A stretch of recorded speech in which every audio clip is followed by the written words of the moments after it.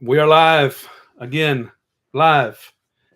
All right, guys. Hopefully, we have enough signal today. We're in Chesapeake, and Chesapeake, Virginia doesn't have the greatest for our service. So If we're lagging or pixelated or jumping, you need to let us know. let us know. We'll switch over to some other We'll different try a provider. different service. So we sounded good right now. Everybody's here. Just give us thumbs up if you can hear us. If we're not lagging, if we look as good as we can look, let us know. Then we'll get started in this in just a second. It was smoky in Indiana the other day when we were there. Yes, smoky. The Canadian fires are getting all over. Yeah, they're talking about them in West Virginia. All right, so today, since everybody's saying we're okay now, hello from the fishing pier. Ray's fishing out on the pier while we're doing our live, which is pretty cool. It's nothing. It's one good thing about cell phones. You don't have to carry your big laptop and all that kind of stuff over there. You can see what we're doing from there. So, of course, tonight is Wind Down Wednesday, and I need a little wind down because the last 2 days have been long travel days. So, brought to you by. Yes, I haven't got to that point yet. All right, well, let her go ahead and go. Summercrest Winery. Those of you that are at the Keystone event know about Summercrest Winery because Tiffany was there. Tonight's drink of choice is Robertson King, which is still on the sweeter side because I love red. Sweet, but it's red instead of white. So there's that. So the last 2 days we have traveled another 750 miles back from Indiana down to Virginia for a couple of weeks, a couple of days, 2 weeks or so. So we're back in our home state of Virginia. Get to see the kids and the grandkids. Yes, and it's been a lot of driving, and thank goodness we weren't here the last couple of weeks because there's been some terrible storms here. So hopefully you guys are okay with all the storms. I know there was a lot of storms coming through across. But I did look at something today. It was pretty funny, and I hope there's not a whole lot of Canadians on here. But in Canada today, there is a very high excessive heat warning. That's not funny. That's not the funny part. But it was 29 degrees Celsius. So, of course, I don't know Celsius. So I looked that up, and that's a whopping 82 degrees. Come on. 80. Which, when you're from hot, humid Virginia or anywhere south of here, 84 some days sounds like an amazing treat. Yes. So we might go up there where the heat is just blaring. So this live here, we're going to try to do more often. We ask you guys questions throughout the week. And we got a whole lot of questions here that we're going to try to go through because it's a little bit easier for you guys to let us know ahead of time. That way we don't have to answer the same questions over and over and over again. This way it gives us some time to prepare and let you guys. And it gives us time to prepare our answers, but it also allows other folks to chime in because although we have opinions, they're just that. They're not always right. And so everything we're going to tell you guys is our opinion. It's nothing that's set in stone. It means you have to go that route. You have to do this. You have to do that. We've been RVing for many years, and we still learn every day different things. So just because I say you need to do A, B, or C doesn't mean that's really what needs to go. So these are just opinions. There's nothing here set in stone.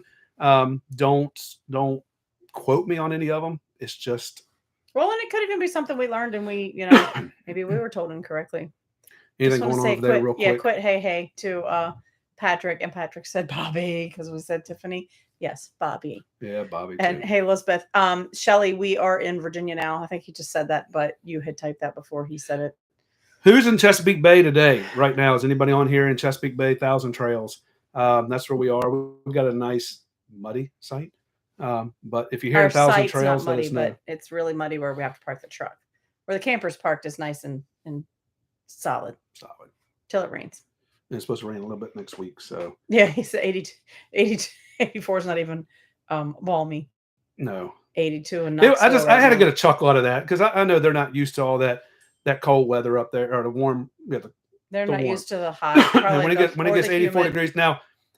If we got the cold weather like they got, oh my goodness, we would all be upset. So I'm not picking on them. It was just funny because, in Virginia growing up, when it's 100 or maybe a little over or just a little under, and it's that hot, humid day, there would be the same thing. High heat advisory, high humidity. It's not good for people with breathing conditions or older people or pregnant women to be outside if they don't have to be. So I was like, oh my God, I didn't think it got like that hot in Canada.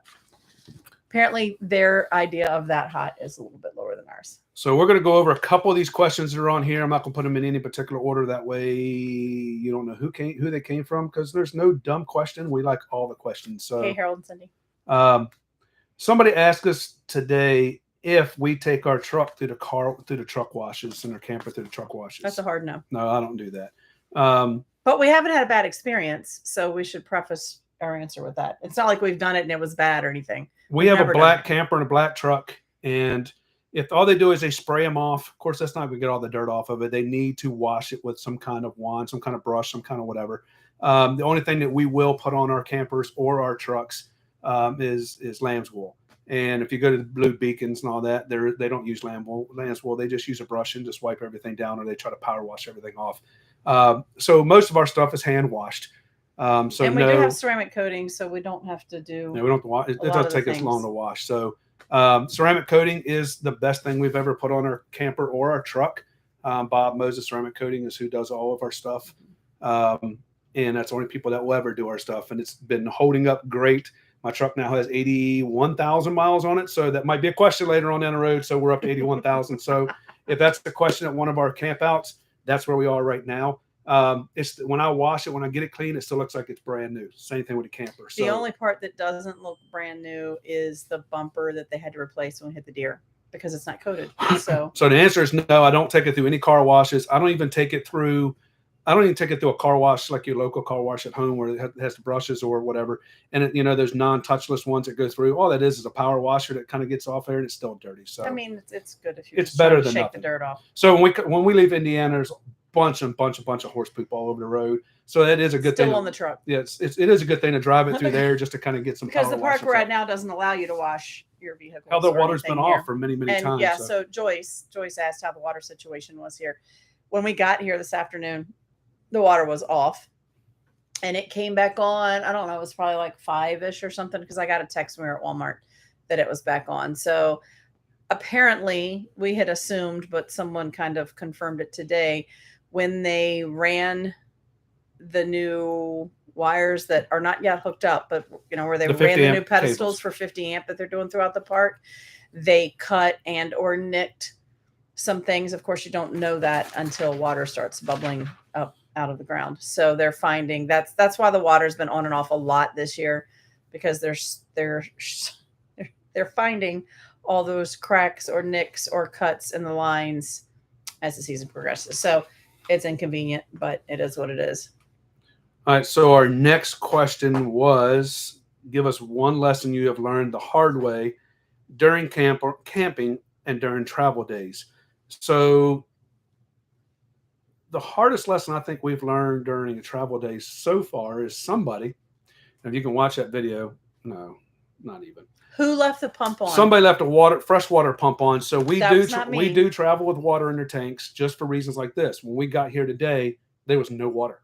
So we couldn't even go to the bathroom if we didn't have water in our tank. We couldn't take a shower. We couldn't use any water because there was no water hooked up. Now the campground sends out text messages to say they're going to turn the water off. However, if you're not here yet, that doesn't do you any good. So, and when we're on the road in West Virginia, it doesn't matter that they're getting ready to turn the water off. We don't have any way to fill up at that point. So the hard lesson we learned was the pump was left on, and it was in our back bathroom in our old camper, and the dog food bag fell over on the pedal. The dog food was me. It filled up and it overflowed.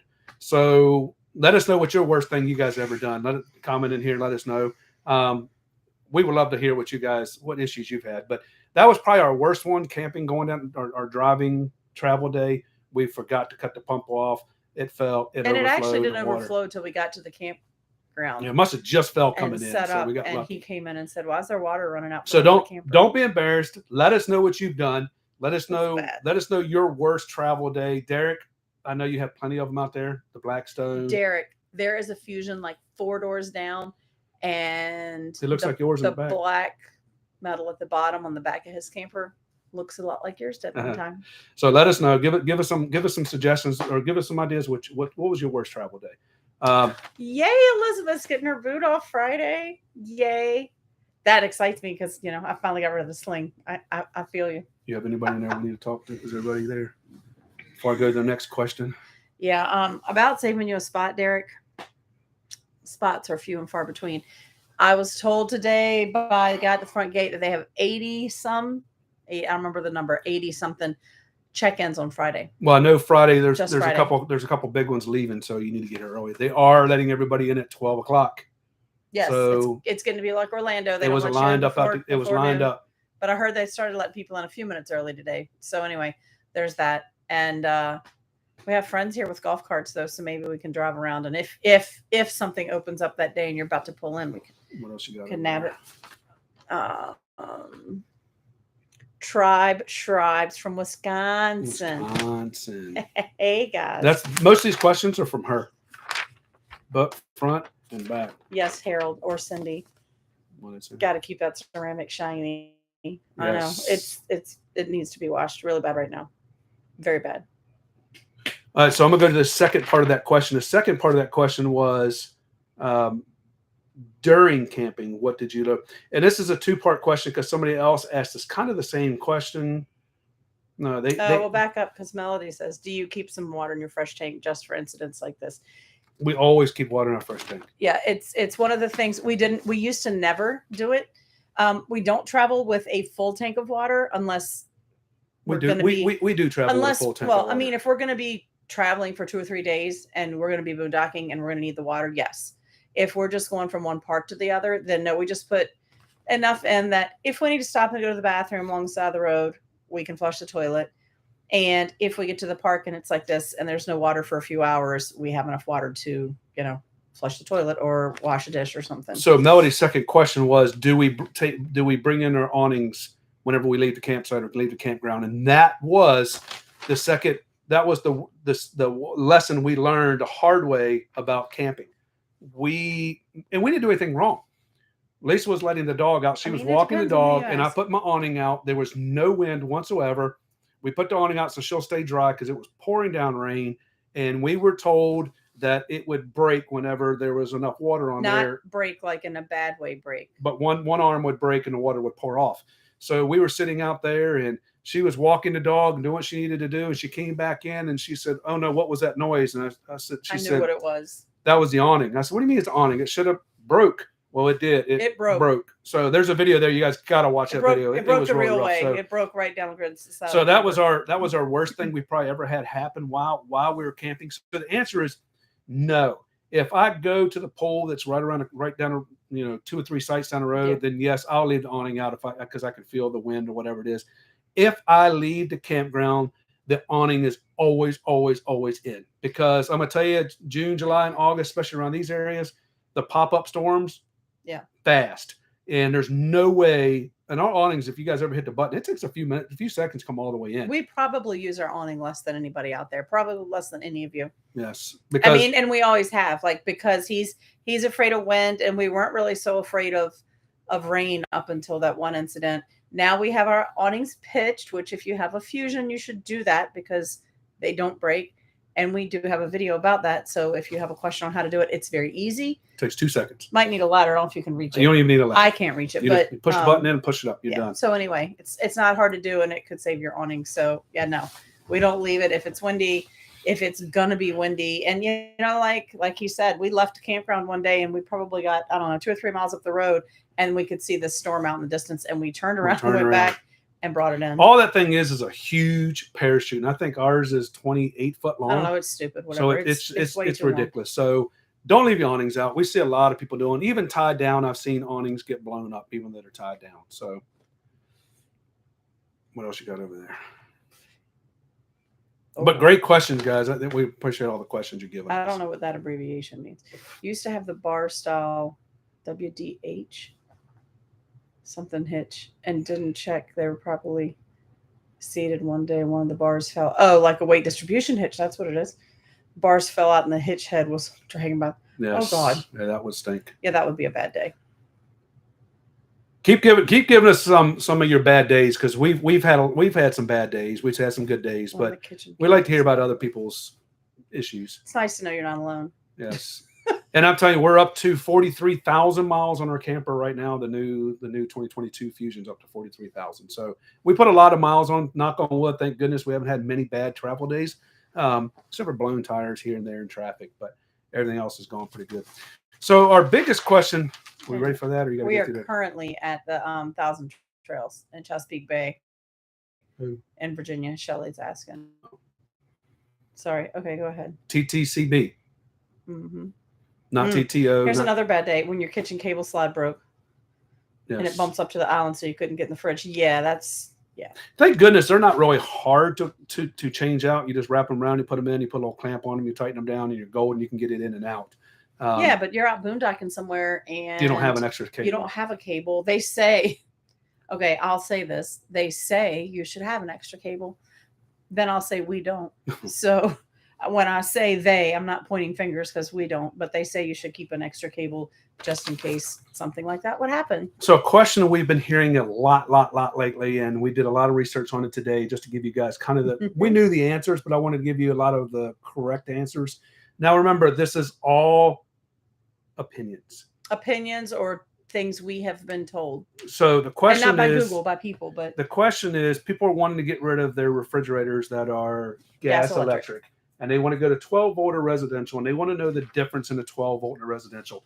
So I knew all the answers to it, most of it, but I got a lot of professional answers so I can read it over with you guys and really kind of explain to you guys what the answers really are. But thank you for asking, because we learned a lot about 12 volt and residential. We have a residential refrigerator and we love it. We'll never go back to another one.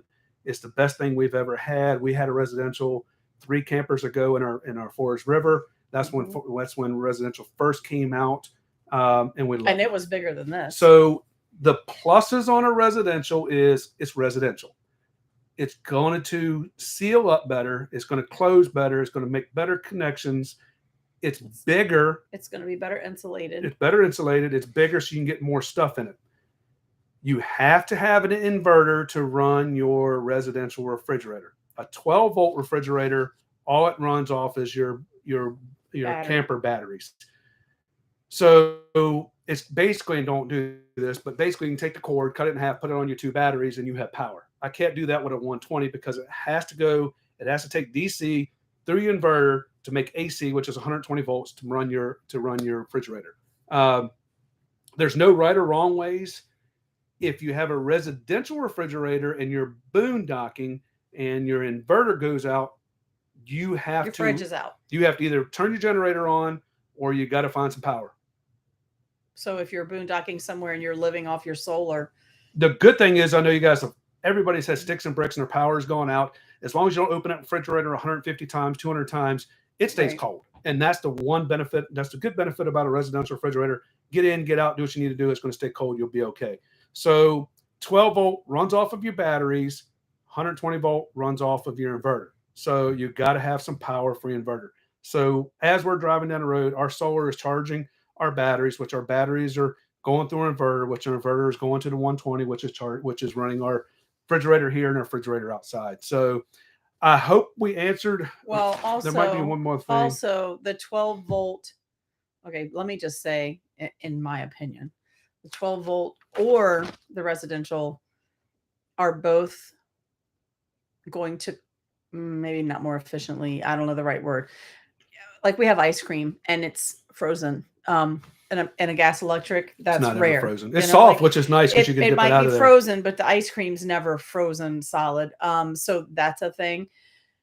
And if you have a smaller area where you had a gas electric that you're trying to get a fridge into, then a 12 volt might be easier because they tend to be smaller. The residentials are bigger as a general rule. That I have learned as a general rule. So, and the other thing, that's why we wrote everything so we won't forget it. If you're running and you're boondocking and you're running an inverter, the inverter itself will burn some of your battery. So that's the one downside about a residential. If your inverter is running and humming, you're burning some of your battery bank. So it doesn't burn much, but it burns. So we're going to stick with residential just because we like the size of it. We like the 120 volts. It's just like what you have at home. It seems to do better. And I don't know this for a fact, but we did talk to an expert or somebody that knows a lot more about them. They said that the ice maker works a lot better in residential than it does a 12 volt. So we've never had a 12. That's all we got on it. All we've had is gas electric and a residential. I will never go back to a gas electric if I can get away with it. Residential seems to really work good, and we never had an issue with it. Like I said, 40-some thousand miles now, it hasn't shaken anything loose in there. So go to residential, I think, if you have room for it. That's my opinion. But everybody has an opinion. Lou doesn't like to use theirs because they lost one during a pop-up storm. It's a theme. Lost what? Awning. Yes, awnings. I'm trying to catch up. And our awning is nice, but it's so far, it's up to 13'6" and goes so far out straight that we just don't get much shade from it. So. Oh, and Ray, yeah, he lost a cable slide twice, right? We were with you one time. You lost a cable slide. Oh, Derek. What? His birthday in 2023 started and ended with a bang. That's a sad story. Sad story. Anything else? All right, wait a minute. Way back. Oh, wow. We do have a sewer saddlebag. Yes.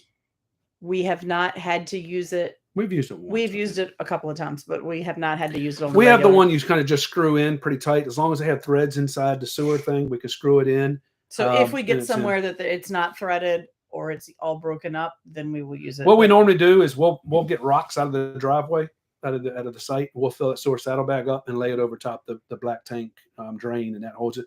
And then when we leave, we pour all the rock back out and we take it up. Because I don't carry more weight. We don't have much more weight because somebody's got to pick up junk everywhere we go. Junk.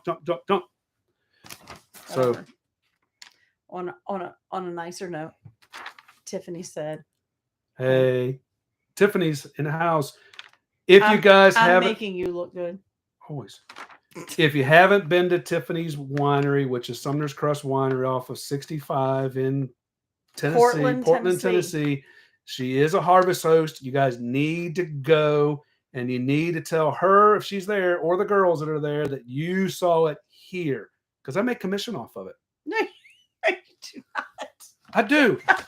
She gives us wine. So okay, that's fair. Let them know that you found it here. You found it and found her harvest host through us. We're just trying to help everybody out. So we do not have a definite on another Keystone Rally, Tiffany. No, we don't know. So we were told definitely maybe. So we're moving on with our convoy. So Jimmy has named our caravan has been changed to convoy because he heard convoy today we were eastbound and down and loaded up in trucking, all that, and we followed into convoy, with the rubber duck and all that today that came on the radio today. So we're changing the caravan to convoy. So we're getting a convoy up to go across country next year. So I can only imagine. Make sure that might have to be our theme song, Convoy by whatever his name is, something is McCall. It McCall? J.W. McCall, whatever his name is. I can't remember. My son, that's bad. My son don't know that. Yes. But anyway, so it's going to be a convoy across the country next year. So if you guys are interested, you got to let us know. We have a big Zoom call tomorrow with some of the people there to get us out to where we're going to go with the campgrounds. We're excited about it. And we're going to have our camp outs across the country. So if you're on the West Coast, Midwest, or whatever it is, we're going to have camp outs throughout the trips, and hopefully you guys can meet up with us. Yes. Brian Smoot left us and came back. They had a fire call. Oh. What's more important? Must not have been a very long call because we've only been here 25 minutes. Hey, while you guys are here, we have a couple people on here. I only have 3 likes. Please help that by giving us the 24 likes that were here. And hey, Gibbon Joe, I heard y'all might come to the horse farm. That's exciting. Cool. All right, so Ray, wait a minute. Ray has a question. So Ray, aren't you have you caught any fish yet? He said, has anyone installed fans on the back of their gas electric? No, that's not me. No, but you know who has? Vicky. No. I believe Jim and Lisa Cox, the other ones. I believe that's what they did to fix theirs. So keep the thumbs coming. I can't promise you that, but we can check with her. If she's on here, she'll answer. If not, we'll check with her tomorrow and ask her. Yeah, John Kenny, we've not had 12 volt. We had gas electric. That was, great. Not great. But the residential's great. Oh, your inverter's not working. How? We now know our inverter's not working. That's under warranty, right? I don't know who you're talking to. The Shribes. Joyce Nichols, that question was for you too. That was like 2 or 3 people asked that question today. So your question was, I don't know if you haven't. Go ahead. I don't know if you have an inverter because your Scroll. camper's a little bit older. But the inverter you got to Ooh, have to run Joyce. to run your. That's the kind of residential. refrigerator we have, Joyce. That is, we have the, I don't know The how you hair. say it. Hair, higher. I don't know. People say it different We ways. love it. Yeah, I love it. So if that's probably the exact same one we have for what it's worth. Let's go to another question real quick. Somebody asked. C.W. McCall. See, yes. Who answered that? Shelly, because she's the music lady. Do you know? Can you sing that song for us next time we see you? That's what I want to see. No, not thumbs up on here. I need thumbs up on here. Over here. See where the little thumbs up button is? Hit the thumbs up down the The bottom. like. That way, yeah, the like, not like thumbs up. button. I like the thumbs up there. All right, next question was, do you need anything special to switch from lead acid to lithium batteries? Like I said, we are not professionals, so don't do this because this is what we say. But what I have learned and what I have found out, there is nothing really special. You need to make sure that your inverter does have a lead acid and a lithium switch that you can go back and forth. You can charge your lithium batteries with an older inverter, With a lead acid inverter, but it may not charge up to 100%. You might only get 70 or 80% of it. You won't get the full thing. So you need to make sure on the inverter. Derek kind of taught me this not too long ago. I already knew it, but I didn't really know it, didn't see it. There is a little switch on there that goes from lead acid to lithium. So switch it over there. You'll get your 100% of your battery. But that's the only thing really you got to do if you're just switching from lead acid to your lithium batteries. And lithium batteries are a whole lot better. higher. They cost more money up front, but in the long run, But you're they saving last money. longer. It is higher, or so says Patrick. I think he's an expert, aren't you? What? What's higher? Fridge, higher. That's how you say it. Higher. Okay, higher. I don't know. Whichever. Anything else in there before I go to the next question? No, I think we're good. Converter. 12 out of 22 people. Come on. Thumbs. Ray says converter, not inverter. No, it's inverter. We're inverting. Not or inverting your DC to AC. She's got all the words. Look at Shelly go. She's doing your songs. Your C.W. McCall. That was the best song. I had to crank that up on the way in today, and that's when I said we're going convoy.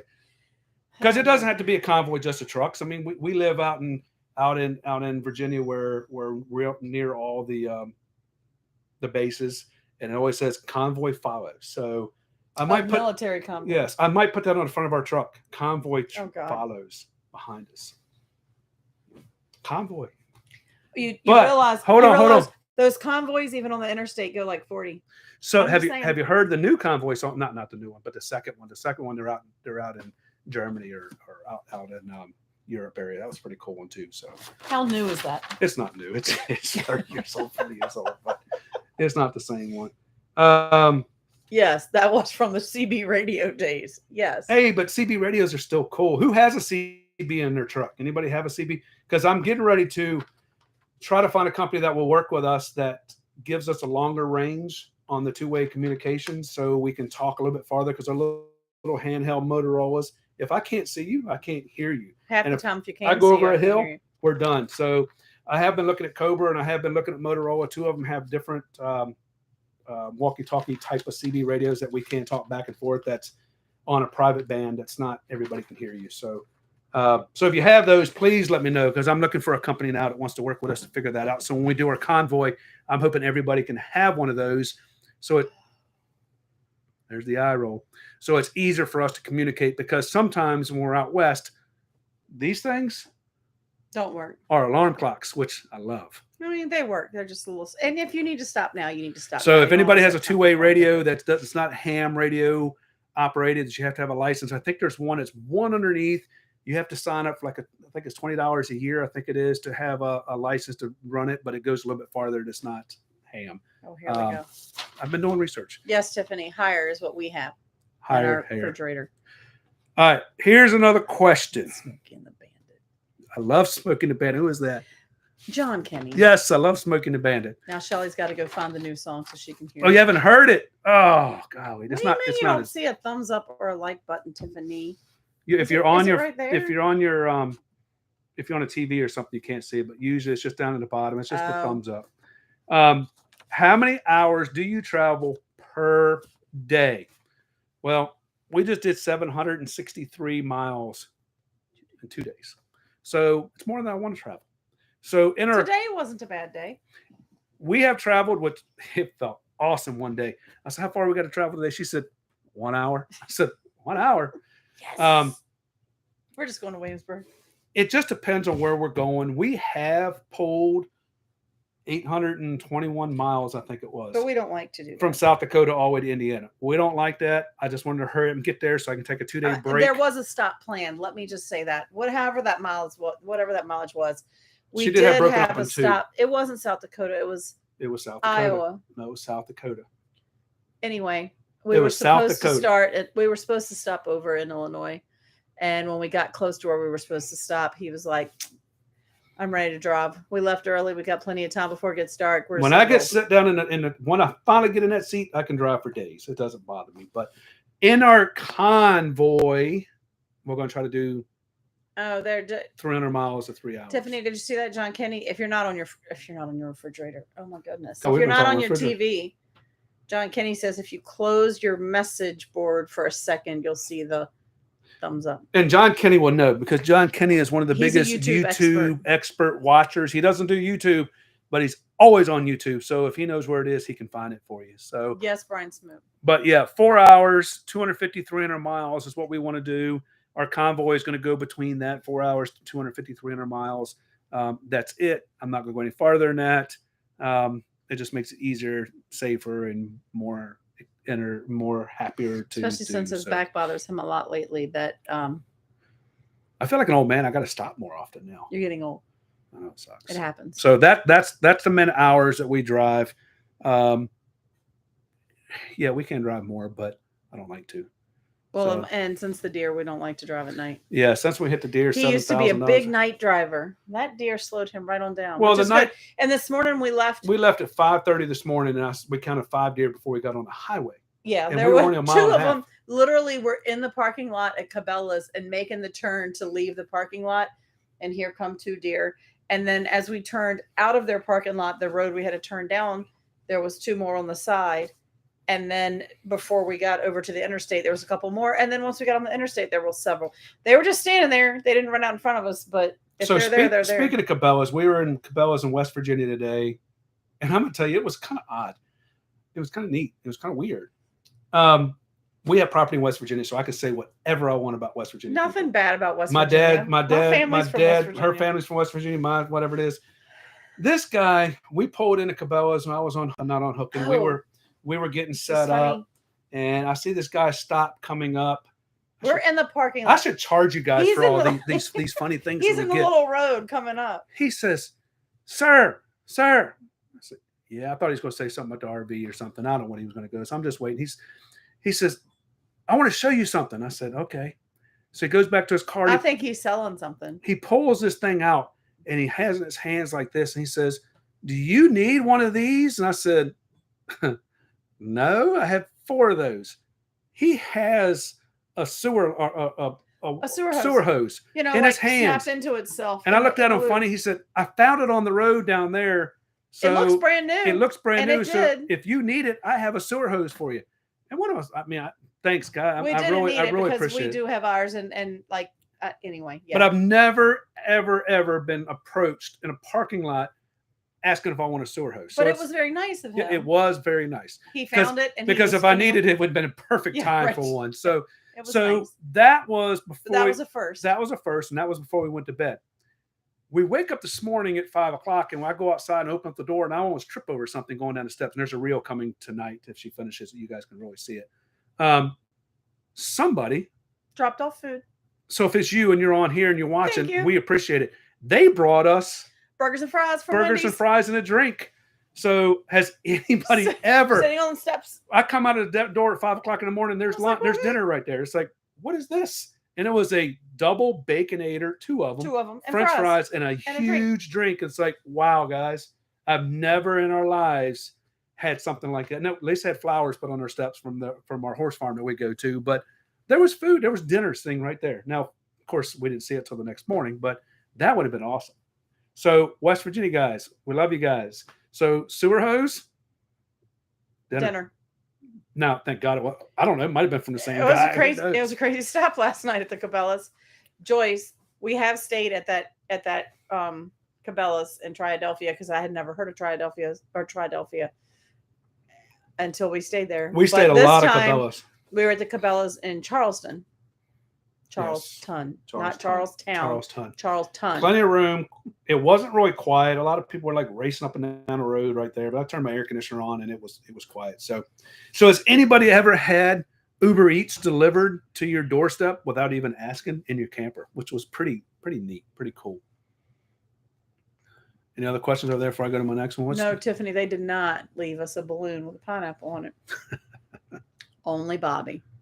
Where in West Virginia were you? We were in Charlestown. Shelly's going to go visit Tiffany this weekend.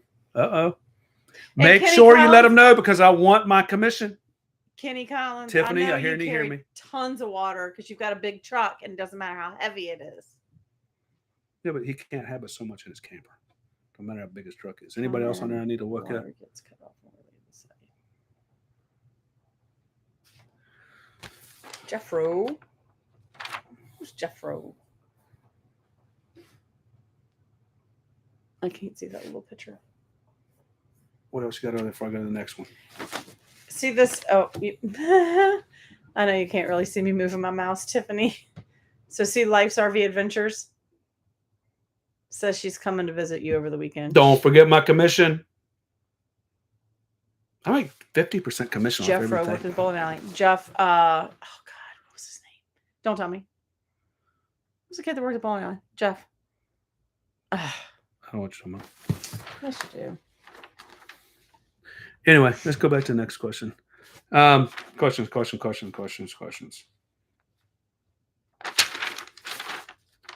Davis. Oh. Yep. Look at me go. Hey. All right.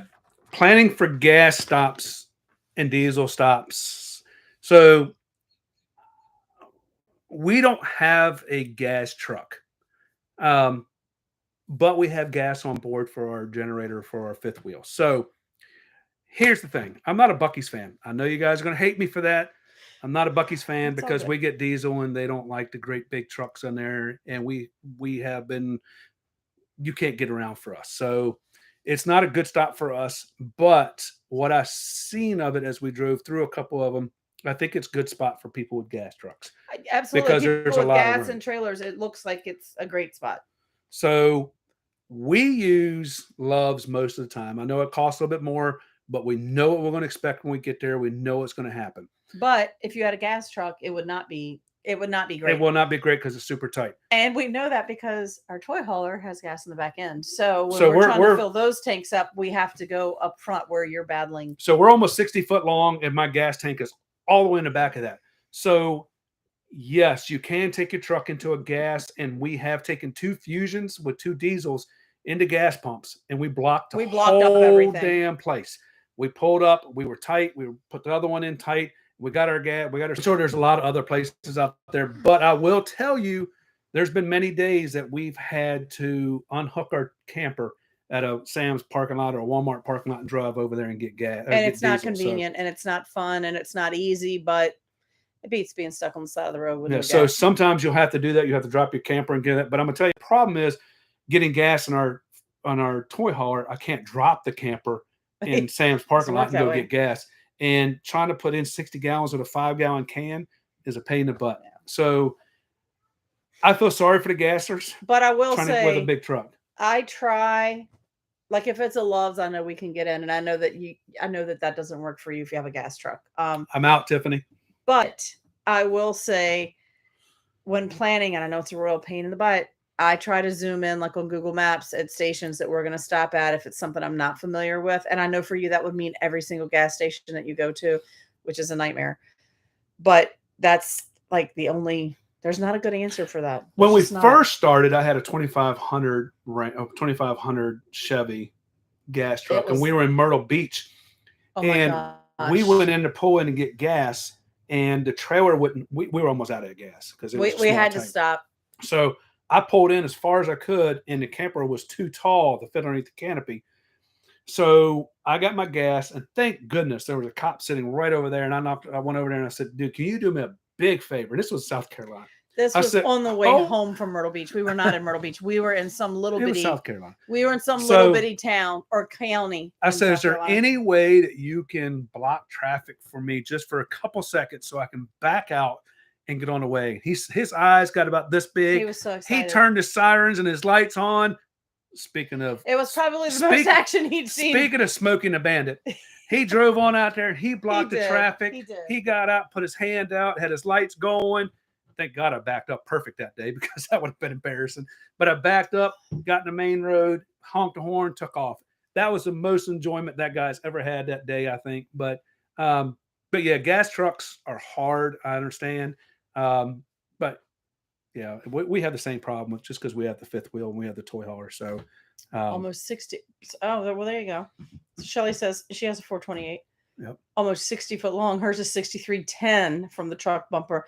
We've never measured ours. We just guessed. So I'll just get in and go. There you go. 6310 is probably a fair guesstimate. Because it's almost 64 foot long. That's a lot. 64 foot. All right. We got questions over there anywhere? Have you been all with on my 2500 with a gas 8.1 liter? We get about 8 miles per gallon in a 24-gallon tank. I get 7.8 sometimes when we're pulling through the hills. Through West Virginia today, 7.8. That was it. But I roll. I probably burn more fuel than I should. Hey, Cotty Wamples, where are y'all at right now? Hey, you guys need to hurry up and come visit us. I think they're coming to the horse farm. That's in October. Well, no. So I'm just wondering where they are now. So, does anybody have any other questions? We've gone through these questions a little quicker than I thought we were going to. So, I answered the fridge. I answered the lithium batteries. That's right. The truck wash, what we learned the hard way, how many hours we drive, the gas. Everybody keeps asking solar. Solar, you have to come to a horse farm. Get all your questions answered at the solar farm. We know enough about solar to be really dangerous. And we know some things. And we don't know some things. And we are very fortunate to work with a company that knows a lot of things. And they are really good at talking and dumbing it down for me. Yeah, we can't wait to show you guys everything in October when they come out there and see it all. So the solar is finally done. She said it's large and in charge. That's right.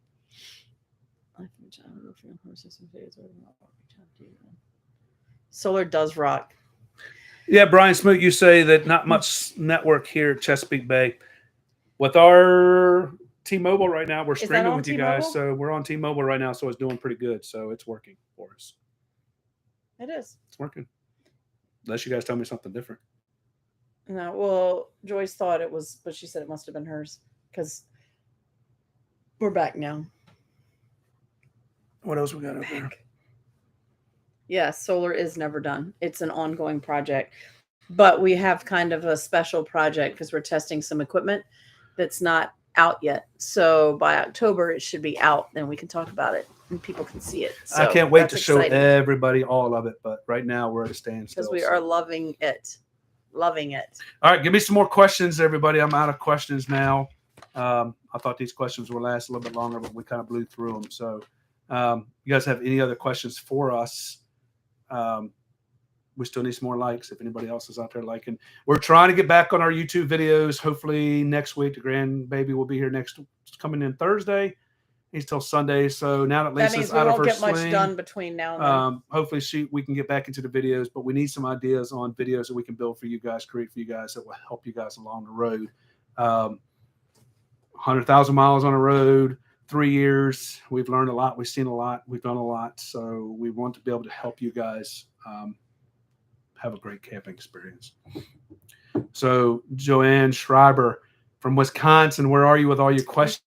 Wisconsin. Yeah, so many questions for me.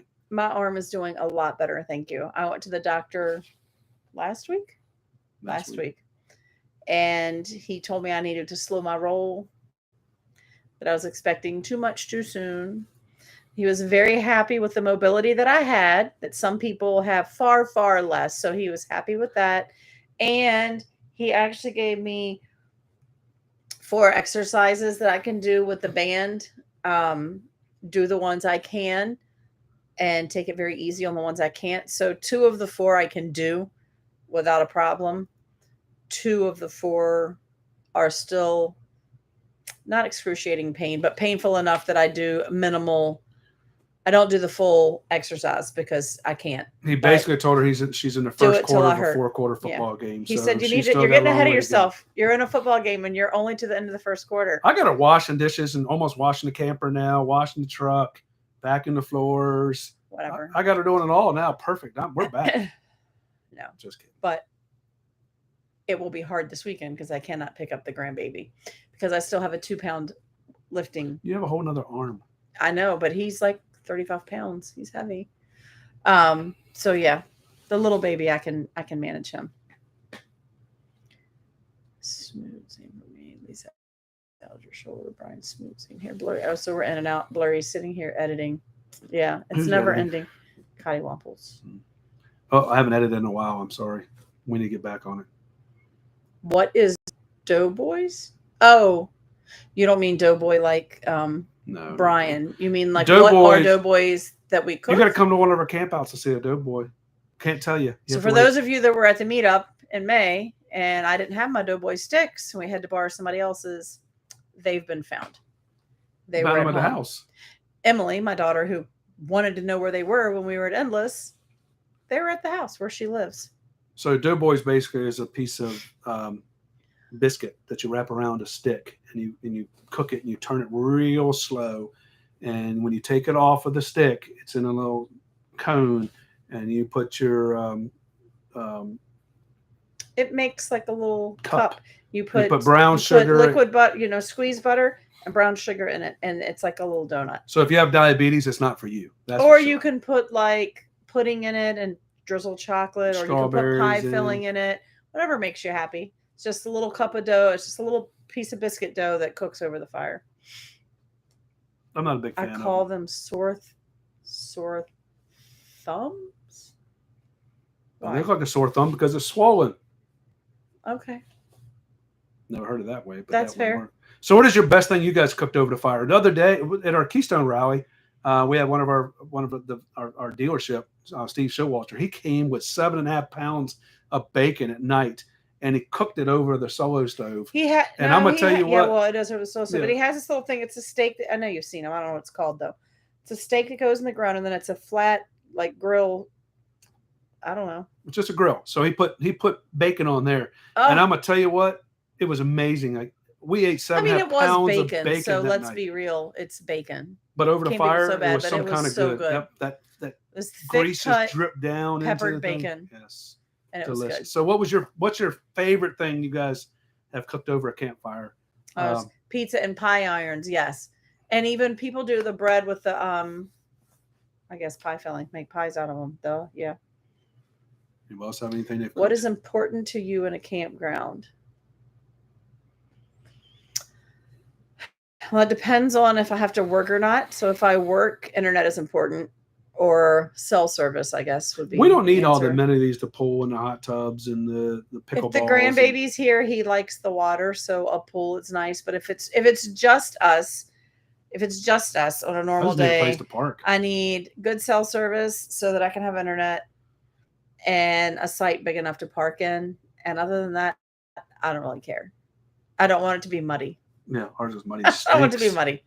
I told a guy today, I said, is there any way you can put rock in that hole right there? Because it is just nasty. It's muddy. It's whatever. And it stinks. And mud smells bad. He said, well, I could put rock in it, but it's still going to stink. But I told him, I said, it stinks now because we're sitting there and relaxing and I can smell it. But if we were in our ATVs and it was mud, I'd be licking it off your fingers. Who cares? It's mud. It feels good. We don't ask for a lot for a campground.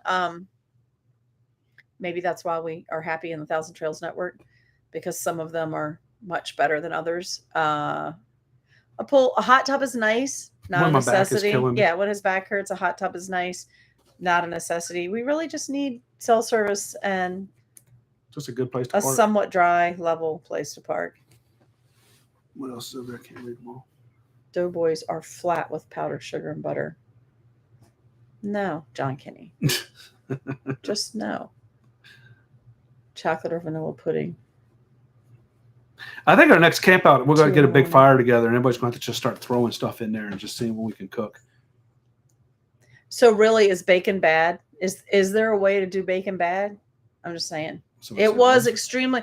I will say I'm not typically a peppered bacon fan, and this was thick cut It was thick. peppered bacon, and it was amazing over the campfire. But just in general, is there a way to cook bacon that it's just bad? Because it's bacon.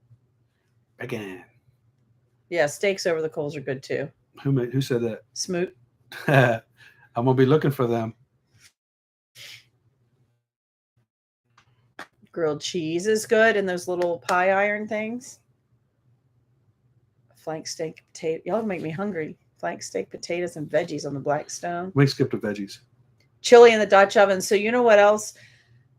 Friends of ours had the little teepee thing that you hang over the fire, and they had the big pot of soup, and they made potato soup over the campfire one time, and it was amazing. And it wasn't even like some secret recipe. It was like it was all out of the bag, and yeah, they it just was like put a stuff in bag it. from I want to say Walmart. Anything was tastes green, better over a campfire, but it was so good. It just takes longer. It cooks nice. The fire comes up and it kisses the bottom of all that stuff. Dump cake in a Dutch oven is really good in the coals. I personally have never made one, but I have friends that do a really good job. This part right now has very. See, that's a problem too. Narrow roads. Yeah, we had narrow roads back in the day, and it was pretty tough for us backing in.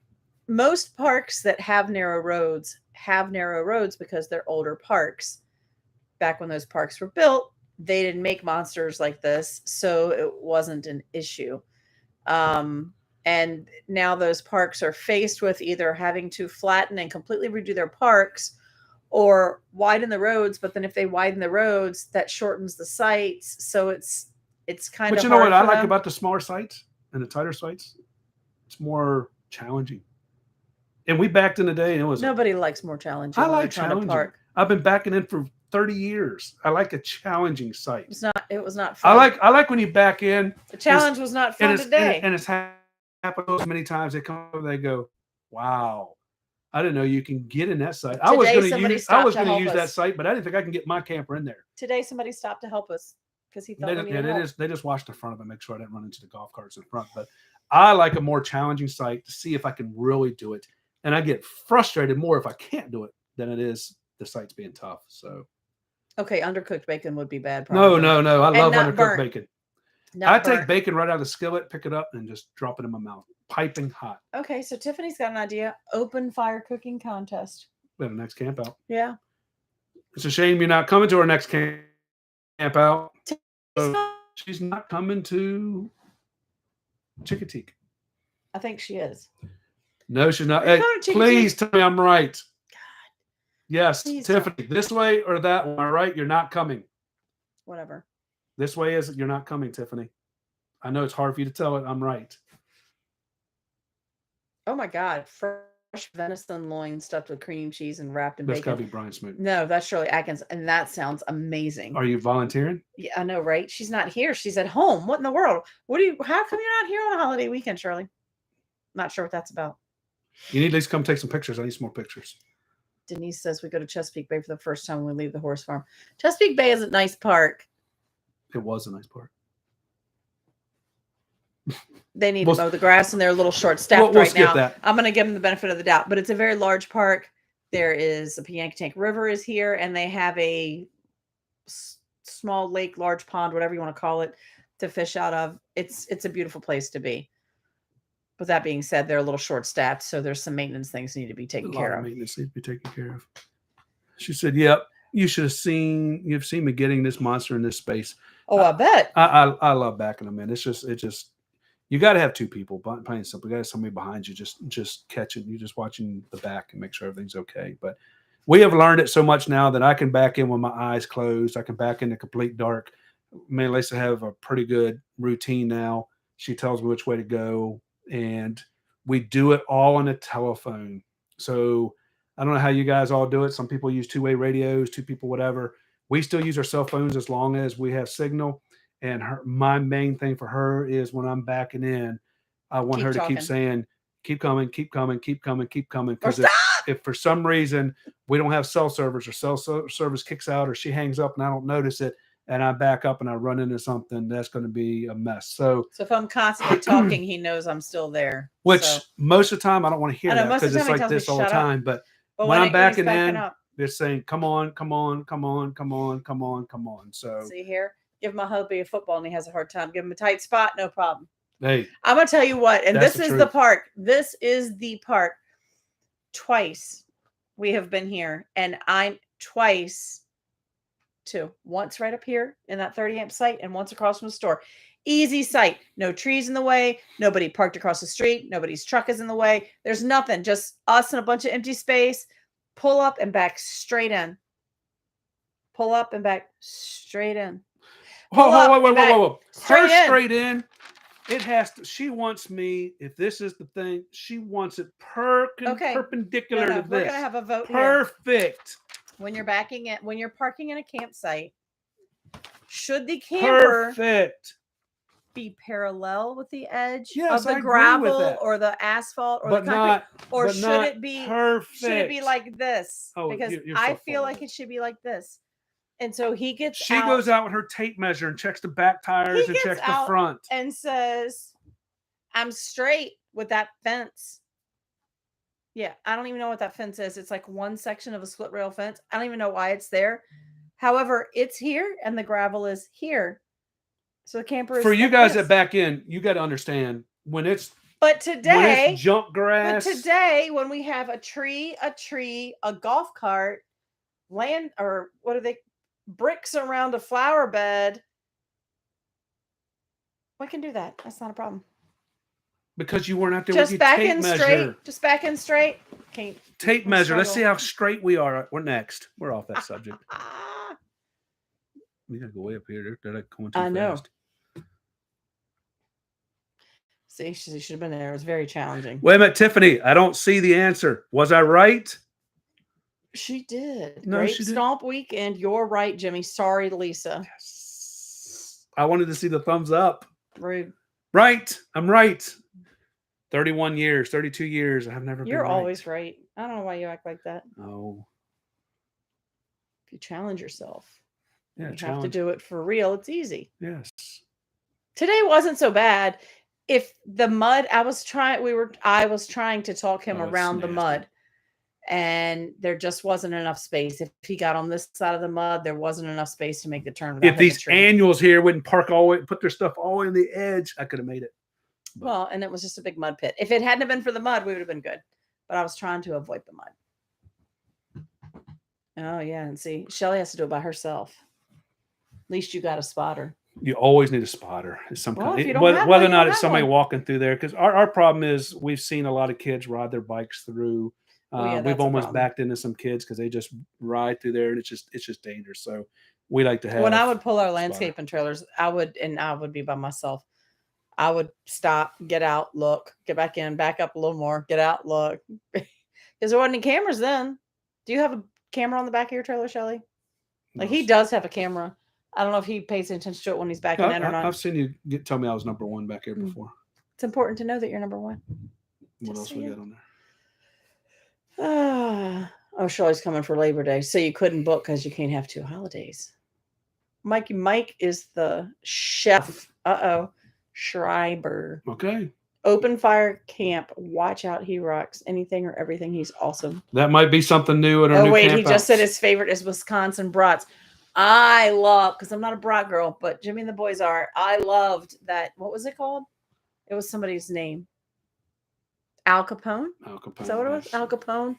Roast, I think you call it? We call those a fatty. We take those and when I used to do a lot of smoking. Well, it was different meats than you put in a fatty because it was a tenderloin in the middle. It was so good. But we would take like sausage and stuff and roll it out. Italian sausage, roll it out, put cheese and stuff in it and all kinds of different things. Cheese, salami, and we would roll it up and then we'd put it in a smoker and smoke it for 4 or 5 hours.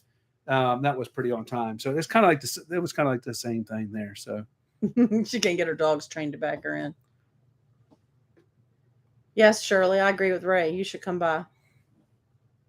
We're still coming to Chesapeake the day you leave. Don't forget Joyce Nichols, Brian Smoot, Shirley Atkins, all those people. We are trying to go next Thursday to the Blue Crab for all you can eat shrimp. So if you're in the area and you want to go, please email us and let us know because I'm going to try to get a reservation. You know, that place only holds like 30 people. So we're trying to see how many people we have so we can fill it up. So if you wanting to go to the Blue Counted Crab, like 10 today, just off the top of my head. yeah, so if you want to go to Blue Crab next Thursday, please email us. Let us know. That's all we're talking about. See, Bobby wants it straight too. Thanks, Bobby. I mean, I want it straight too, but it's like this much. We don't usually, Derek. I think we're better. What's his He question? said, "I feel like you two are mocking Autumn and myself." No, we've done a lot, but there's been a time that There's I been said, days. I'm taking this home. Let's go. Let's get out of here. Brian Smoot says, "I got to have landmarks to see." Yes, and that helps. So, like today, after a couple of back and forth, because we had to get in on this side and then scooch over. He got out at one point. He said, I need to see where we are back here and what we got so I can get." I'm gonna tell you what. If there's a landscaping timber on the left-hand side or right-hand side, or there's a parking brick or a painted line, I can get it within a half inch all the way down there. But when you're looking in that mirror sometimes and that rock is thrown over sometimes, it's hard to see. And he was coming in on his blind side. So I'll give him that. And usually when he's coming in on his blind side, he'll say, all right, you stand here. So I know. Over. He wants me to stand. I want to stand on the side of the corner site of it so I can so hug he that can corner. Hug that corner back around me. But I couldn't do that today because the mud would have been like up to my knees. So that wasn't an option. Who else you got here? Look at this Mike Adams guy. He says sous vide. Sous vide. That's cheating.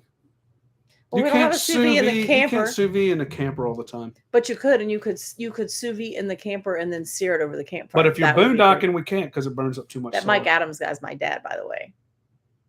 Chiming in. All right, yeah, Shirley, she did say she was in for the Blue Crab. She had already said that earlier. Just email us if you can. Email us so I can get a count because if I do it here, I'll forget. So if you want to come to Blue Crab, email us so I can let them know. So make sure they have enough shrimp if you want all you can eat shrimp. Don't encourage him. Well, what do we got? Who's talking good? No, I don't say if you're going to do whatever while I'm even talking to you. However, that does sound like a perfectly great response. He doesn't usually do whatever. He usually will just stop and get out and say, I don't know what you're talking about. I'm like, well, then you need to come back here and look because you're about to run that over. The good thing is... Or you're crooked as hell. The good thing is she knows how to back in a camper. So she understands what I'm seeing. It does look... She backed in the camper a couple months ago and I was in the back. I was at a loss. I had no idea. This way, that way. I don't know because everything is totally... I've never been behind somebody backing in a camper. I had no idea what to say. Go this way. Go that way. I don't know. You're crooked. You're backwards. I don't know what to do. So it was very hard for me to be on the backside of that watching. But it is good to do, even if not all the time. Because there's a language that you need to speak and you need to understand what the other person is saying. And I will say at the Keystone Rally, that was one of the things they called it a ladies driving school. But it, whoever the non-norm, and we said that, and it was all women that participated. However, there's a lot of women that drive and men sit and ride. And we've seen a lot of the man will drive and pull in the parking lot or pull in the campground, and then they will get out and switch, and the woman parks because the woman was an ex-truck driver. Yeah, that's what. And so and there's all kinds of people out there traveling together. We met a couple that it was two brothers traveling together. So there's no wife in that mix. They were brothers, but one of them drives and one of them doesn't. So whoever the non-driver was, they had a driving school where they taught people to taught the non-driver to back up to the trailer, to hook up the trailer, to pull off, to back in, like all the things, and not in the middle of a holiday weekend at a busy campground. I don't think that's the time. But I do recommend going to a church parking lot on a Tuesday is the best place. A church parking lot in the middle of the week, a school parking lot on the weekend, or usually if you could do it around the buses spots. In a school parking lot, so you're doing if you good. Could pull in the bus loop, or like at our elementary school, the buses all park kind of like sites at Cracker Barrel. Like what I have fun doing. I had to do it last night at the Cabela's. I had to parallel park it. I can't parallel park a car, but I can parallel park that camper right on in there. But it's good. I think it's good for the non-driver, the non-parker to at least learn.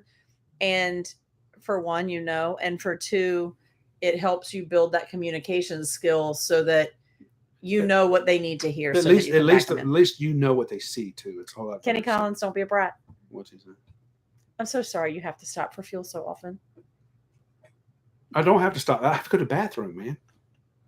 I'm getting old now. I can't go as far as I used to. I used to be able to go 750 miles without stopping and drinking bladder busters from 7-Eleven, and great big, super big gulps. Yes, driver's side or passenger side. That's what I say. So that's what I say. Who said that? God, it won't. So I say. You must watch one of our videos. Take your ass in. I need the ass end of the camper to the driver's side or to the passenger side. Because right and left means nothing. My right and your left is different. He says that, but like I'm facing him and his back is to me. So our left is the same way and our right is the same way. But I quit saying it that way because it was confusing. So ass end needs to go to the driver's side or the passenger side. Joanne Schreiber said that ladies driving school helped a lot. So let me just say, okay, my dad's an electrician and recently been doing some work at my house while we're not there. And fortunately in the camper, this is not an issue. But for those of you that still have a sticks and bricks or maybe are a little OCD, I don't know. If you have a switch plate on the wall, whether it be at a light switch or a receptacle. Is this a question? Kind of. Oh, he's talking about that. So yeah. But my question is, you know, the little screws that hold the switch plate, should they be in the same direction? On a receptacle, there's usually, well, no, now that they have the big boxy ones, there's 2 screws. On a light switch, there's 2 screws. This way. Do the screws need to be the same? Or you can go this way. I can't be the only one out there that makes me nuts. It bothers me, and I'm not even OCD. I don't care. Yes, John. And I don't care that they're up and down or they're side to side, but they need, well, that's a lie. On a switch, I want them to go up and down so that everything's going up and down. But they need to be the same way. So anyway, because my dad says, of course, the camper has to be straight. I want my screws straight on my switch plates. Yes, I like things to be straight. Plus, it needs to be straight. It needs to be straight in the campsite so that you have all of the campsite to put all your stuff. I will get the tape measure out that she uses. It's right up there. I'm going to take a picture. She pulls it out 1 inch, 1 inch. You're not too bad here. This site's pretty good. Because it was a hard site to get in. What else you got over there? 10 100ths. Of an inch?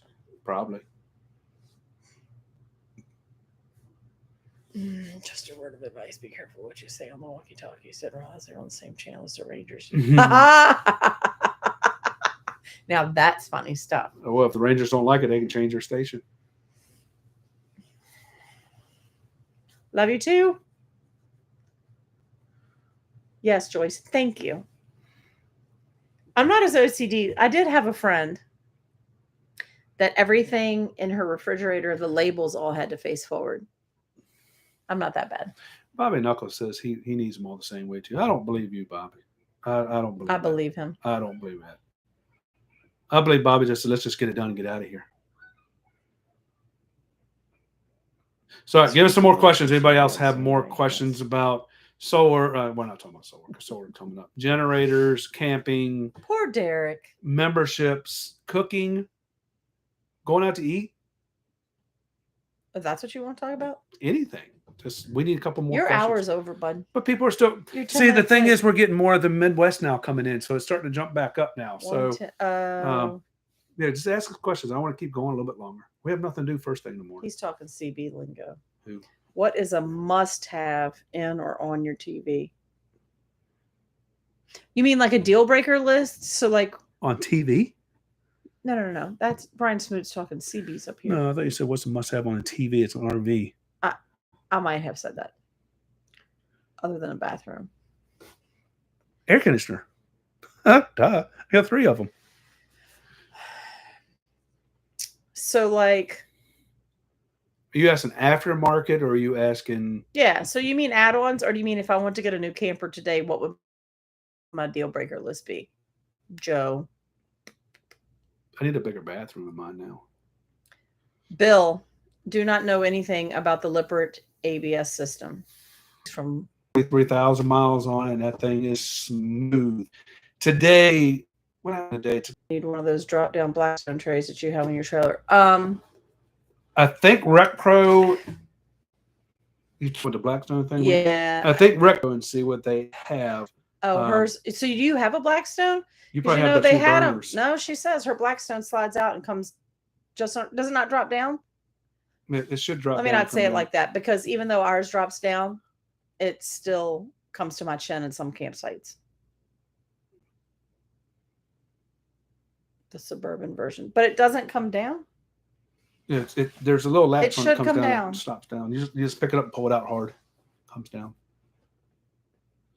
I think it does. We'll show you next time we see you. The gas hose I'll do a video for you has to tomorrow and be. send it to you. Yeah. We'll send it to you, because the gas hose has to be out of the way, and then you like lift up on it a little bit, and it drops down. I need some more questions. Sorry. We're running out of questions. Need more. What else you guys have? Tire pressure. Oh, if you were to get a new camper, Jimmy's 3 ACs. Yes, Jimmy's 3 ACs are a must. Oh yeah. I don't know. We used to say we had to have a king size bed. I don't really care about that anymore. We don't even have a king size now. We took the king out, but a queen, and it just gives more room. I don't know. We used to have a huge deal breaker list. The ACs definitely are a thing. I think solar is going to be a thing. And I know some of them come with some solar Now that we've had solar, I got to have solar. It was so nice the other night, just pulling into the Cabela's parking lot and just jumping out, jumping in, 100% full battery. Yes. Ran my air conditioners all night long. I ran my air conditioner at 54 degrees all night long last night. We got up 9 hours, 8 hours later, whatever it is, and I still had 75% battery left. That is so nice. I don't have to turn that generator on and do all that. And when I left there, I got about an hour and a half to where we were coming, and I fired up 2 ACs. Driving down the road, my AC was running. When I got here, it was nice and cool inside. So that is a big deal. I love that. I'm going to say we need a shower that's no smaller than what we have now. What's your deal breaker? The ACs. That's ACs. I might like to have a shower too. I want a pantry. Okay, so I will say I do like to have a fireplace, not for the looks, but just for extra heat, so we don't burn our propane. So that's a thing. And it doesn't have to be a huge pantry, but I've kind of grown to love my pantry. I like to have some cabinet space, and I want a residential fridge. What is your deal breakers? Let us know, because we might be forgetting one. You might give us an idea, and that's what we need. So let us know. Let us know your number one deal breaker on a camper. You have to have what to buy that camper? I love the pantry. Yes, the pantry is key. I do like an east-west bed. So that's. I don't know that it's a deal breaker, though. I used to think it was, but we've had north-south. I didn't love. I could probably do without it. John, can you need small showers? So who can keep going with that? I want to know what you got, what your deal breaker is. Yes, Elizabeth, I do need to be able to walk around the bed. The other question I want to know from you guys: when you bring your slides in, can you access everything? Because we in a 428, we can access everything. I can open my refrigerator. We can get to the microwave. I can go to the bathroom. We can get to the sink. We can open the pantry. We can open everything with the slides closed. Mm-hmm. So give me your deal breakers. And can you access everything? I can get to the front bathroom and the back bathroom with the slides shut. Ray says washer and dryer on opposite sides of the closet. Really? Oh, I hear what you're saying. So on the closets that are in the front and the washer's on one side and the dryer's on the other. Yeah, that would probably be annoying, but we don't even have a washer dryer, so we just use the laundromat. But I know that you and Lisa love your washer dryer, and people that have them, most of the people I know that have them say they can't live without them. Amanda Key says, I need to walk through the master bedroom. Your other thing is, aren't you the one that needs to have windows on the campsite? If I don't have windows on the campsite, I can't buy that camper. We can't access anything. Yeah, that stinks when you can't access. We can get to a truck stop, go to the bathroom, pull over, back in, and we can open up and don't have to open up a slide, and we can get to everything in there we need. So I could, if I really wanted to, come in here, because we have an outside kitchen. I can go outside, get a kitchen. I can get a hamburger out there, open up, fry it on the Blackstone, come inside, get a drink, and we can go to the bathroom and leave, which is in our last beautiful toy hauler, our entry door was further back, and we had an island. So when the slides were in, we couldn't get to anything. We couldn't get to, I think if I climbed over the island and hopped off the other side, I could open one side of the fridge. That was it. And we could get to from the garage, through the back door into the garage, we could get to the bathroom back there. But that's it. So with this one, we can get to everything. Bill Key said, "Laugh my ass off." Yeah, did you know what she's talking about with that campsite? I got to see my kid. I need to see the kids looking out the window. You have a door right there. You can open the door and see what the kids are Yes, doing. surely. We do have to use the back door to get into the garage, but we can get to I the get to everything else. fridge, the sink, the pantry, the bathroom, and the bedroom. We can get to all of that. The entertainment layout. Yeah, I hate it when like the TV is over here and you have to sit like this and watch TV. It's just weird. My TV is right in front of me. It's so nice. Oh, and Joanne has tons of windows. And I'm okay with windows, but More windows, the a more man heat too. needs to have windows on the campsite. Which is the door side going out. She claims it so she can watch her kid because he can be bad. I think she's just being. Seen him be bad. I think she's just being nosy. She wants to see what's I've coming. never seen him be bad. We only have one little window, Shirley, on our campsite. It's just the little one behind your stove. We have that door and that door over there. We have 2 doors. But yeah, it would be nice to have another window over there, but it's not a deal breaker for me. Our new camper maybe will have the side deck. So that's a big window over there. New side deck coming in the Fusions. We had the 427 and we couldn't get through anywhere when the doors were shut. I mean, when the slides were in. Oh, okay. Her husband likes to people wash. Uh-oh, Ray caught a fish. Squirrel. I like to people watch too. Oh, man. Double door access will spoil you. Yes, it will. No roof is a deal breaker. No roof. Really, Autumn? What's she talking about? She said. No roof. Oh, well. People watching is fun, especially in the campground. Especially people backing in. So there's lots of people to watch. So how many people watch when somebody else is backing in? Do you like take your little blind right here? Do you point? And do you pull it up just enough that people you can see it and see outside and see the people backing in? Or you can't do that if the lights are on in here and it's dark outside. You have to turn the lights off. Oh, that's a professional right there. See you watching them. Nothing like coming from the bathroom or coming downstairs in the bedroom and she's peeped out the window, butt's hanging out in the windows. What are you doing? Shh, somebody's backing in. It might be you she's watching. So how many people watch other people back in? For sure. It's like going to the everybody. Boat. Yes. Everybody says so now I know how many people are really watching me when I back in. It's like going to the boat ramp, and when you go to the boat ramp, that one guy just sitting up top, and I go, "What are you doing?" I don't even have a boat, but I want to see everybody. I'm just watching all the fools trying to back in. So yeah, it's pretty fun watching everybody back in. And I do it, I watch it, but I watch for a little while. If I see somebody struggling, I'll say, "Hey, if you need help, I'm here. I'm not going to bother you, but I'm here to help you if you need." That's changed though, because he used to say, "People don't want help. I'm not going out there." I'm like, "But they might want help." So then he started asking, "Do you need help?" And it was funny because the first person he asked that, I swear I thought the people were going to get a divorce right there in the campground. A brand new camper. It still had the sold sign on the window. Never saw him all weekend after we got it in there. Did you want me to help you? Yes, he said. Yes. And his wife was standing back there tapping her toe. She didn't look like she and didn't in like 3 I turns. think she had her glass of wine while he was back. It was like 3 turns and he was parked. It was all good. But then they left and we never saw them the rest of the weekend. Watching people back in. I'm pretty sure they either went home or to a hotel and called the camp. Or they went to, come pick it up. I think you can get married anywhere. I think they got divorced. I think they went down. I'm pretty sure they did. Got divorced. It was bad. Yeah, we don't interrupt unless they you can tell sometimes they just need a little help. Do you use propane gauges for your tanks? We use gas stops. That's all we use. So it kind of tells you that way. If there's a fast leak, it tells you. If it's a slow leak, it kind of tells you. But that kind of gives you an idea of how much gas you have in there. That's funny, Patrick. It's annoying when his wife is backing me and some man comes over and tries to take over. Yeah, we had a guy one time. I was trying to pull Jimmy in, and I could see like his one dually wheel was going to hit this high root on a tree, but we weren't going to hit anything with the truck. And I'm on the phone doing my thing. I'm like, keep going. And this guy goes, stop! He locks up the brakes and he's like, what am I going to hit? I said, you're not going to hit anything. You're fine. Well, this guy just told me to stop.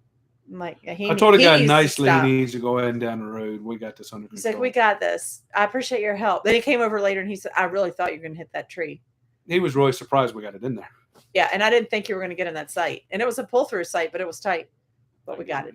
I got it. People want to help, and that's the thing. It's like, do you help? Do you not? Because you want to help. It's human nature. Well, I think it's human nature. You want to help somebody. Sometimes too much help is too much. Yeah, because you can't have 2 or 3 people trying to tell you what to do when you're trying to back in.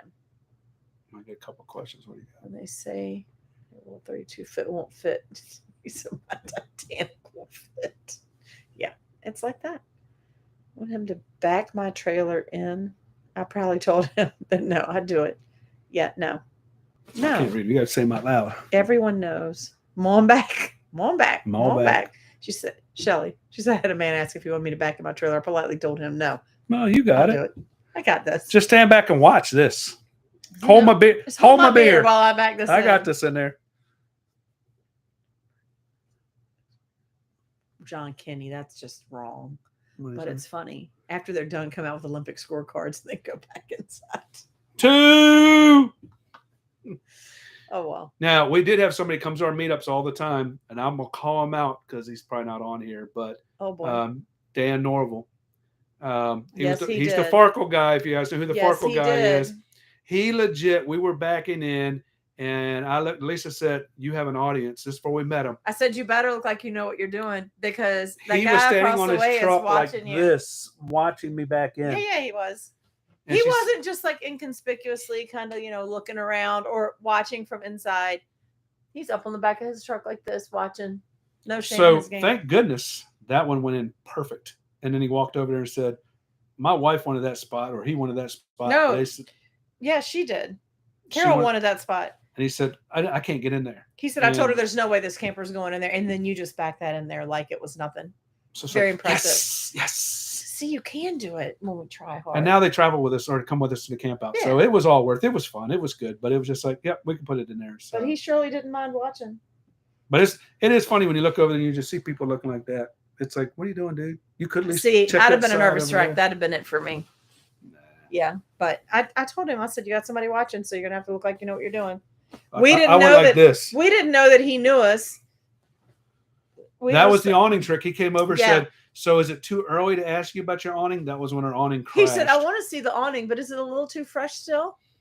I said, no, we've already done the video. You can certainly come see it. He said, oh, no. I don't want to go see it. I don't want that bad juju. It's like, okay. But he asked about it. See, I'm with Brian. I think it's harder to do with an audience. No, I don't bother me at all. And Shelly, yep. Yes, when you do it the first time and you nail it like you know what you're doing, yes, that's it. I like the audience. The audience makes it. The audience, like I said, backing in, the more challenging, the better. So when I have audiences sitting out there, like the guy today, then I have to. He was walking, and then he kind of turned around. It's like, this guy's watching. Better make sure we get this. No, but he came to help. But when people are watching, I can't act a fool. You can't act a fool. You got to act normal. I have to smile on my phone and talk quiet and not yell. Yeah, I have to turn the volume down. That's a good thing about it. When she's on the phone, I can hit mute. Anybody else got anything before we check out of here? Nope. Everybody's quiet. Don't forget we are over our 50 at the horse farm. We're going to try to bring in 25 more, and that is it. So once we hit 75, we're done. We're done. I don't care. 76 or if we is don't, not coming. That's fine. But 76, you're not coming. So we have a couple more left, 20-ish or so left for the horse farm. So if you want to come to horse farm, or you have somebody who wants to come to a horse farm, have them email us the barn party. The barn. Put in something. I'm scared of 100, Amanda. No, we're not doing 100 this time. They don't have enough room for us because they still have their barn party. So we're going to cap it at 75. So let everybody know. In the email, FindUsCamping.com, hit Barn Party 2023 so we can look for it easier and find it. 1,000? Good gracious. Yeah, I ain't doing 1,000. Chickateek, we have like 3 or 4 more spots left. And next year, the big convoy is going to go on, and we're going to travel across the country and go 300 miles to this spot, to this spot. Could go wrong? Have a big spot there. We're going to have our big camp out, and then we'll go 300 and big camp out, 300 big camp out. So Make sure you're following us along. If you want to get in any of these campouts, let us know. If you haven't gotten calls back, please let us know. We have calls with our people every week. And I can say such and such hasn't got a call back. So please let us know. The campoute's going to be fun. The caravan, the convoy is going to be a blast. I don't need to know about the horses by any particular time. But when I get 75, But when we're we done. get to 75, that's it. That's so it. I'm sorry if you're number 76. We're not taking it. 75 is stop it. Is It's that just Bill too many Key? people. You're already on the list. Who? Or is that a different Bill? Maybe it's Morrow. No, 75. I'm done because it's going to be kind of tight over there. Joey and Schreiber had one more question. No, we're done. What is your must see in your RV travels? I don't have any must see. My must see was the Keys, and I've been there and I love it, and I'm happy to go back anytime. Out west, and which we're getting ready to go and do our thing again out there. Lisa loves Yellowstone area. The animals are the animals. I can live with that. But I'm gonna tell you, Glacier was nice. It was awesome. I love Glacier. I can't wait to go back out there again. Just so hopefully this time we can stay a couple more days and see it. Mm-hmm. Their animals are there, not like they're in Yellowstone. But I'm big into landscapes. I like the snow. I like the water. I like the waterfalls. He likes waterfalls. That's his thing. He likes waterfalls. Yeah, I like the crisp water. I like the cold. animals. But there's animals out there in Glacier, but it is so in July, the air is so clean and crisp, and it just looks like a postcard everywhere you go out west. So I love going out west. I couldn't live out west. I think it'd get boring for me because it's just slow and it's brown and it's whatever. But I love going out there for a couple of weeks and then heading back. So I think you guys are going to love the convoy once we get it up and going and roll with that. So we haven't been to the UP yet. Haven't been there yet. Haven't been to UP and haven't been to the Maine area. That's hopefully going to be Oregon for waterfalls, she says. Amanda Key, it's FindUsCamping@gmail.com. You know what that is, Amanda. John Kinney, yes, you are on the list. I think that's everybody's questions. That's it. That's it. Nobody else have any questions before we check out of here? One last question. Give me one good one. Oh boy. Joanne, that's you. She said thanks, safe travels. That's it. That was the only travel you had. She had that question. Okay. She had her question about. All right. Remember, in 2 weeks we will be in West Virginia on our next live. We have a video. We have a campground out there that needs us to do some video for them. So we will. It's a hot mess. Oh, I thought you wanted another ponytail. We will be in West Virginia doing another campground tour out there. So make sure you guys wait for that video because.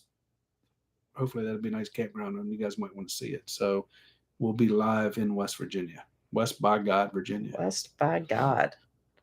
What's the one place you would never recommend to go? One place, one state, one what? Have we ever been anywhere that we said this is a no-go? I mean, there is a couple thousand trails parks. Yeah, 1,000 trails parks, but I don't know if that's what you're asking. That doesn't really count because that's not an area. Are you talking about a state, a town, a city, a parking spot? What are you looking for there? Because there's, some of the campgrounds aren't the best, but there's always something to do in the area. I don't know that we've been anywhere like, oh yeah, the Waberry stayed at a Harvest Host that they said was. Yeah, that was up in Pennsylvania at the Somerset, PA. I used to drive a truck. We used to go up there all the time. That's not a great area. If you would have told me that, told me you were going there, I would have probably told you. He's a sightseeing place that just isn't worth it. So I'm going to get a lot of booze. It's going to be the same thing. We're going to get a lot of booze for this because it's, one of the seven wonders. It's the Old Faithful. Old Faithful. It was cool. Don't get me wrong. It was really cool, but it was like, okay, it's done. That's done. Over. Yeah. So I enjoyed Yellowstone. I enjoyed Yellowstone, the entire park, all the sights, the animals, the landscapes, everything was gorgeous. I think you need to go one time to see the But we rushed and it was like, okay, that's done. What's cool, the best thing about it is they know when it's going to go off. That's cool. I think they have an app for You're it. Gonna drop they have an app. Stop. They hit a button and they turn it on. So but yeah, that was what was cool, that they knew about when that thing was going to go off. But the rest of it was like, it's like fireworks. It's like, seen it all, it's done. Well, fireworks last longer than that did. Yeah, it was. I would go Yeah. back tomorrow to go see it again. It's one of those things, and like we can say we've seen it, we've done it. We didn't camp there; we were out there for bowling, but it was like, and I don't know what we expected it to be, but it was like, oh, it's done. Okay. We all piled in around that big circle, and we all left. Oh, she says the RV Museum Hall of Fame is overhyped. Yes, I enjoyed that. Jimmy did not. So it was like going through a library. It was all quiet and it was very quiet. And I don't like the smell of old RVs. I just don't like the smell. Well, I mean, of them. and some of them were. I thought it was kind of neat where some of them were like horse and buggy RVs, so they're very old. I think it's cool where it came from this to this. I think that's what's neat. But it was like, it was okay. Okay, so apparently Shady Oaks and Pigeon Forge is way overhyped. Is that a campground? I would assume. Yes, Brian Smoot, Virginia Landing. Virginia Landing, that's very sad because at one point that was an awesome that park was a way nice back in the park, day. and now it's not. Did you get carried away by the flies over there? Yeah, they do have everything tucked in together. You're right. Where? At the RV Hall of Fame. It was kind of like everything was all. Maybe we get lucky. Our camper will be in a Hall of Fame one day. I hear that that's a harvest host, though. Yes, like it you is can harvest stay there host. overnight, so that's something too. What else? Anything else? I did. We researched an old trailer of ours there. At the Hall of Fame? What does it say? I did. We researched an old trailer of ours there. Fish flies. Oh. You talking about the big flies? You know, they had those little. What do you call them? Things. They're traps black. They call all them, around the they're four corners. black flies. They call them like horse flies. They're everywhere. Huge. Oh, he said that parking. It is a.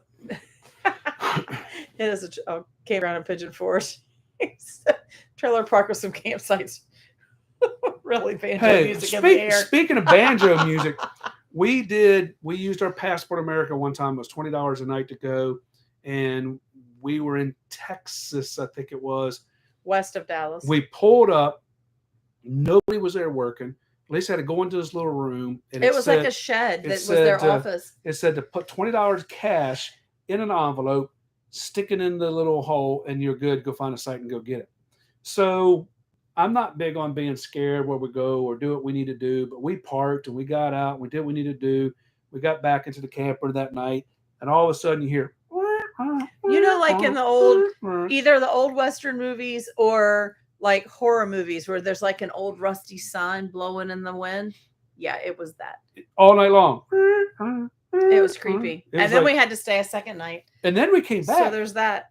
Well, we stayed back. twice. We came back again because it snowed that next. That's what I mean. We didn't leave. I had to call the next day. I promise you guys. I don't even know how to make the reservation the first time, but like literally you put your name, you put your money in an envelope, and you wrote your Passport America number on it and your name, and you put it through, it's like a mail slot in the wall. So then we needed to stay because they were having bad weather in Dallas, and we were supposed to be going through Dallas. And so I called, and I said, I just need to see, I mean, I could tell by looking around there was space available, but I'm trying to do the right thing. So to make sure there was availability that we could stay another night. Oh yeah, honey, just put another 20 through the wall. So that was kind of a wild one. And I think our most, and it snowed. We were in Texas, and then it snowed. We woke up the next morning to I think our most scariest, if it was scary, I guess. And two things happened that night. That was the one. It was last year heading out west. It was in Texas, I think again. It was a rest area on the 4th of July. It was. So Texas. We're all sitting at, well, first of all, the storm came through. It was a little sketchy. The dust storm came through the first. But it was free. We were parking, and I mean a big dust storm. We couldn't even see anything. We have a video on that too. It was so dusty you couldn't even see. Everything cleared away that night. We parked. We did what we needed to do, and all of a sudden, we hear a bunch of kids screaming and woo, woo, woo, woo, woo. They were look just outside, kids being kids. And there was kids, all teenagers, over the place. I bet there was 30 or 40 of them out there. Bunch of jacked up pickup trucks, shooting fireworks off and drinking beer above our camper. So it's like, for the love, guys, our camper's right here. You got fireworks hitting the top of the campers. And I'm gonna tell you what, It was a sketchy I area. thought the camper was going to catch a fire, and then you heard him say, "There's a fire!" And they ran over there, and they all step on it real quick, and they all knock it. That was last year. This time, but yeah, it was pretty wild. It was kind of scary. Fireworks going off, and then they left a hell of a mess the next morning. It was fireworks. They probably spent $20,000 in fireworks, but we got a free show. That's probably the worst I think I've ever had. Oh, look, he's telling him somewhere nice to stay in Pigeon Forge. We stayed at Camp Rivers Landing. Camp Rivers Landing's a nice place. It was really nice. It was a small mom and pop owned campground, and we enjoyed it. That is. That's it. All right. Well, we're not going to hold you guys up much longer because we went 36 minutes past our time that we're always supposed to do so. But we really appreciate you guys sticking around. Talk up the convoy, talk up the meetups, talk up the campouts, all that kind of stuff. We want to see this thing get bigger and bigger and bigger. We're doing it for you guys so everybody can meet each other, show faces. Everybody, you guys here talking. We do appreciate each and one of you guys. We can't do what we do without you, of course. Yes, Shelly, Camp Rivers Landing. I will send you. We have a video of that thing. I'll send you a link to the video on that. It was a cool little spot. Yep. So we're gonna get off here now, so you guys can get to bed. We do. Let's go to bed because we've been up since 5. I'm not really tired, but we do appreciate you guys. We appreciate you guys staying on here. Remember, in 2 weeks we're going to do it again in West Virginia. Please share the post that we put out there to let everybody know. I'm trying to get this thing up to 100. I think we got to 40 something today. I still want to see 100 on there. Help us out. I want to see that 100. That's my goal. Yeah, I want my goal is 100. I need your help to get it there. So we will see you guys in 2 weeks, if not sooner. If you're here, let us know you're here in Chesapeake. If you want to go to dinner next Thursday to the Blue Crab, email us. Let me know so we can get it. And we will see you guys. Safe travels and 2 weeks. Happy 4th of July. Yes, guys. Be safe.